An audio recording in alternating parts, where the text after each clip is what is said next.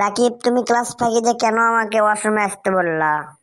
ঈদ তো শেষ হয়ে গেল, স্কুল খুললো অনেকদিন পর, তোমাকে অনেকদিন ধরে ভালো করে দেখি না, তাই আজকে দেখার জন্য তোমাকে ডাকলাম। হয়েছে, এত আর আমাকে ভালোবাসা দেখানো লাগবে না।